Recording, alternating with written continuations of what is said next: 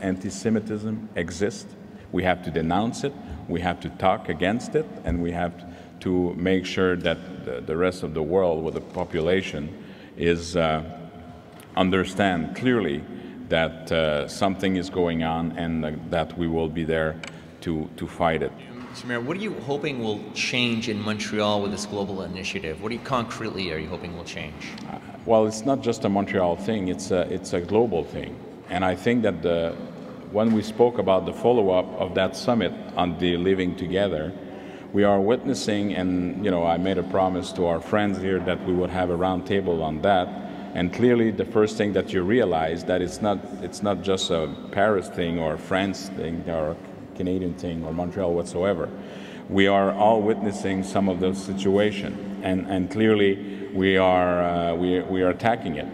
And the fact that we are talking about it, and I'm very pleased to see that we have a lot of people here today who will pass the messages. Secondly, there will be some follow-up, so it's an annual meeting, gathering on that issue, and we will take our responsibility. To denounce is important, but what are we prepared to do afterwards? What are we doing concretely to, let's put it this way, to prevent it?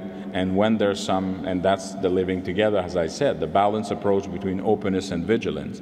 But at the same time, how can we make sure that people understand what it means when we talk about anti-Semitism, and that we don't want to banalize the issue, that it's important to talk about it. If we have some training issues, we have to take a look at that through schools, through education, through the civil society, what kind of partnership we can all build up together to protect our citizens.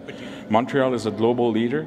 We're part of Mayors for Peace. We are promoting the living together. From the Montreal Declaration, we're sending a strong message that we want an inclusive world and we want to fight racism at all the forms. But today it was important also to call a spade a spade. There is some anti-Semitism, and what are we prepared to do as as a politician? What's my role?